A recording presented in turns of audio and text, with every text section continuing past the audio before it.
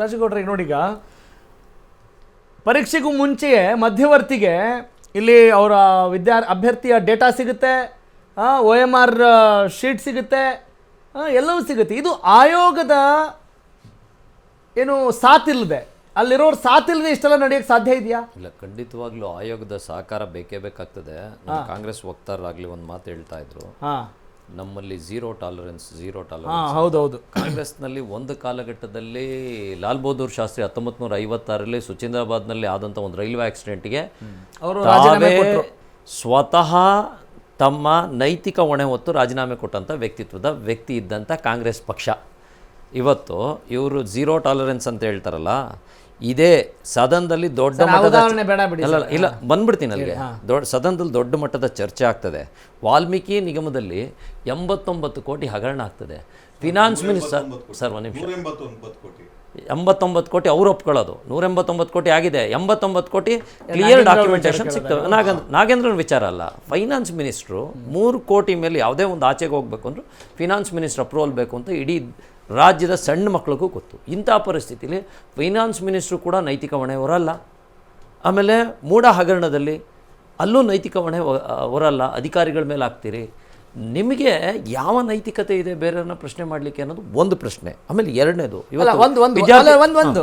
ನೀವು ಕೊಟ್ಟಿರುವಂಥ ಮಾಹಿತಿಗೆ ಪೂರಕವಾಗಿ ನಾವು ಕೇಳಬೇಕು. ಖಂಡಿತ ಪ್ಲೀಸ್. ಇದು ಬರೀ ಕಾಂಗ್ರೆಸ್ ಗವರ್ಮೆಂಟ್ ಎಲ್ಲಾರ್ಗು ಇದನ್ನ ಕೇಳಲಿಕ್ಕೆ ಅಂತ ಈಗ ವಿದ್ಯಾರ್ಥಿಗಳು ಬಂದಿದ್ದಾರೆ. ಲಾಲ್ ಬಹದ್ದೂರ್ ಶಾಸ್ತ್ರಿ ಇದೆಲ್ಲ ಎಕ್ಸಾಮ್ ಬಿಟ್ಟು ಕಾಂಗ್ರೆಸ್ ಪಕ್ಷವನ್ನ ಟೀಕೆ ಮಾಡ್ತಾರೆ. ಖಂಡಿತವಾಗ್ಲು ಈಗ ನೀವು ಹಂಗಿರ್ಲೇಬಾರ್ದಿತ್ತು ಅವಧಿಯಲ್ಲಿ. ಈಗ ಸ್ವಜನ ಪಕ್ಷಪಾತ ಅಂತ ಬಂದಾಗ ಈಗ ಶಿವಶಂಕರಪ್ಪ ಸಹಕಾರ ವಿಚಾರಕ್ಕೆ ಸಂಬಂಧಪಟ್ಟಾಗ ಅಲ್ಲಲ್ಲ ನಾನು ಹೇಳ್ತಾ ಇರೋದು ದೂರ ಸಂಬಂಧಿ ಅಂತ ಯಡಿಯೂರಪ್ಪನವ್ರದ್ದು. ಅಲ್ಲ, ಯಾರ ಸಂಬಂಧಿನಾರು ಆಗ್ಲಿ, ನಾನು ಆಗ್ಲೇ ಹೇಳಿದೆ, ತಪ್ಪು ಯಾರೇ ಮಾಡಿದ್ರು ತಪ್ಪೇ. ಈಗ ಯಡಿಯೂರಪ್ಪನವರು ಕೂಡ ಜೈಲ್ಗೆ ಹೋಗೇ ಬಂದಂತವ್ರು. ವಿಚಾರಗಳಾದಾಗ ಅಲ್ಲಿಂದ ಆಚೆಗೆ ಕಾಲ್ ತುಳಿತ ಪ್ರಕರಣ ಆಯ್ತು. ಕಾಲ್ ತುಳಿತ ಪ್ರಕರಣ ಆಯ್ತು. ಅಮಾಯಕ ಅಧಿಕಾರಿಗಳನ್ನ ತಗೊಂಡೋಗಿ ಸಸ್ಪೆಂಡ್ ಮಾಡಿದ್ರಿ. ಇವತ್ತು ಕ್ಲೀನ್ ಚಿಟ್ ಕೊಟ್ರಿ. ಸತ್ತಂತ 11 ಜನ ಅಮಾಯಕರು ಬಲಿ ಆಗ್ತಾ ಇದ್ದಾರೆ. ಇವತ್ತು ಈ ವಿದ್ಯಾರ್ಥಿಗಳು ಬಲಿ ಆದ ರೀತಿನೇ ಅವರು ಬಲಿ ಆಗ್ತಾ ಇದ್ದಾರೆ. ಅಧಿಕಾರಿಗಳು ಮತ್ತೆ ಪೋಸ್ಟಿಂಗ್ ಹೋದ್ರು. ಇನ್ನೊಂದು ವಾರದಲ್ಲಿ ದಯಾನಂದ್ DG ಆಗಿ ಬರ್ತಾರೆ ಇದೇ ರಾಜ್ಯಕ್ಕೆ. ಪಾಪ ಆತ ಅಮಾಯಕ. ಯಾರೋ ಒಬ್ಬ ರಾಜಕಾರಣಿ ಅವನೇ ಶೋಕಿಂಗ್ ಮಾಡ್ಕೊಂಡಿದ್ದು ಕೆಲಸಕ್ಕೆ ಅವರು ಯಾವುದೇ ರೈಟಿಂಗಲ್ಲಿ ಕೊಟ್ಟಿಲ್ಲ. ಅವನು ಒಂದೇ ಒಂದು ಕಾರಣಕ್ಕೋಸ್ಕರ ಆತನ ಸಸ್ಪೆಂಡ್ ಮಾಡಿದ್ರಿ. ಎನ್ಕ್ವೈರಿ ಹೆಸರಲ್ಲಿ 1.5 ವರ್ಷ ಆಚೆ ಇಟ್ರಿ. ಈಗ ಕರ್ಕೊಂಬಂದು ಇನ್ನೊಂದು 4-5 ದಿನದ DG ಮಾಡ್ತೀರಿ. 100% DG ಆಗ್ತಾರೆ. ಖಂಡಿತವಾಗ್ಲೂ ಈ ವಿದ್ಯಾರ್ಥಿಗಳ ವಿಚಾರಕ್ಕೆ ಬರೋಣ, ಅದನ್ನ ಆಮೇಲೆ ತಗೊಳ್ಳೋಣ. ಯಾಕೆಂದ್ರೆ ಬಂದಿರೋದು ನಾವು ವಿದ್ಯಾರ್ಥಿಗಳ ಬಗ್ಗೆ ಚರ್ಚೆ ಮಾಡ್ಲಿಕ್ಕೆ ಬರೋಣ. ಬೇಡ ರಾಜಕಾರಣ. ನಾನು ಹೇಳ್ತಾ ಇರೋದು ರಾಜಕಾರಣನ ಹೊರತಾಗಿ ವಿದ್ಯಾರ್ಥಿಗಳ ಯಾಕೆಂದ್ರೆ ನಾವು ಬಂದಾಗ ನಮ್ಮನ್ನ ಹೊಗಳ್ಕೊಳ್ಳೋಕ್ಕೂ ಮುಂಚೆ, ನಮ್ಮ ಬಗ್ಗೆ ನಾವು ಮಾತಾಡ್ಕೊಳ್ಳೋಕ್ಕೂ ಮುಂಚೆ ಸಮಸ್ಯೆ ಮೂಲ ಏನು ಅನ್ನೋದನ್ನ ನಾವಿಲ್ಲಿ ಅರ್ಥಕೋಬೇಕು. ನೀವು ಹೇಳ್ತೀರಿ ಇಲ್ಲಿ ಪಾಪ ಸ್ಟೂಡೆಂಟ್ಸ್ ಕೂತಿದ್ದಾರೆ.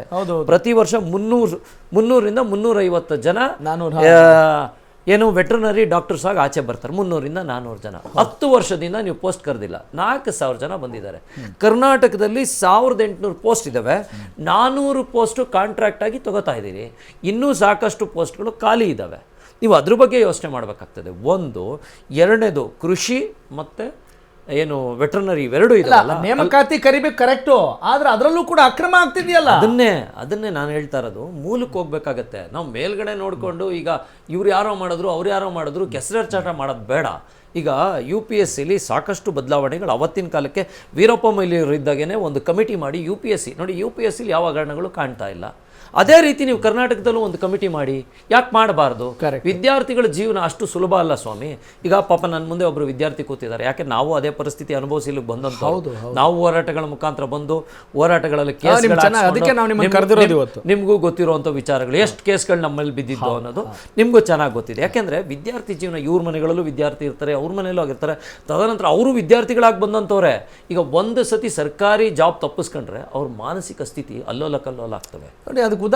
ಹಾಗಾಗಿ ನಾನು ಹೇಳೋದು ಸಾಕಷ್ಟು ಪೋಸ್ಟ್ಗಳಿದ್ದಾವೆ. ಈಗ ಇವ್ರು ಕೇಳ್ತಾ ಇರೋದು ಅದರಲ್ಲೇನು ತಪ್ಪೇನಿಲ್ಲ, ನ್ಯಾಯ ಇದೆ. ಅಲ್ಲ, ಅವ್ರು ಕೇಳೋದ್ರಲ್ಲಿ ತಪ್ಪಿದೆ ಅಂತ ಯಾವ ನ್ಯಾಯ ಇದೆ? ಅಲ್ಲಲ್ಲ, ನ್ಯಾಯ ಇದೆ. ಅವ್ರ ಕಂಡೀಷನಲ್ ಆಗಿ ಇಟ್ಕೊಳ್ಳಿ ಸ್ವಾಮಿ.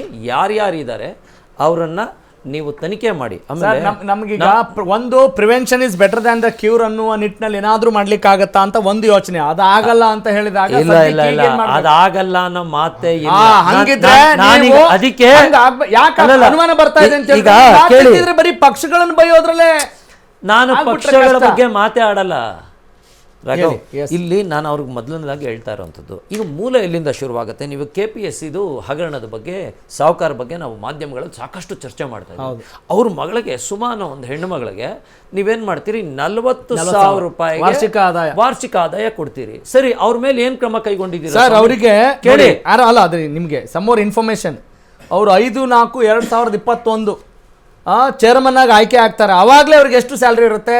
2.25 ಲಕ್ಷ ರೂಪಾಯಿ ಇರುತ್ತೆ ಆರಂಭದಲ್ಲೇ. ಇನ್ನು ಜುಲೈಯಲ್ಲಿ 2026ರಲ್ಲಿ 2.25 ಲಕ್ಷ ರೂಪಾಯಿ ಇರುತ್ತೆ. ಹಿಂಗಿದ್ದು ಅವರ ಮಗಳ ಆದಾಯ ಎಷ್ಟು ಅಂತ ಹೇಳಿದ್ರೆ 40,000 ರೂಪಾಯಿ. ಯಾವಾಗ? ವರ್ಷಕ್ಕೆ. ಅಂದ್ರೆ ಅಲ್ಲಿಗೆ ಬರೋಣ.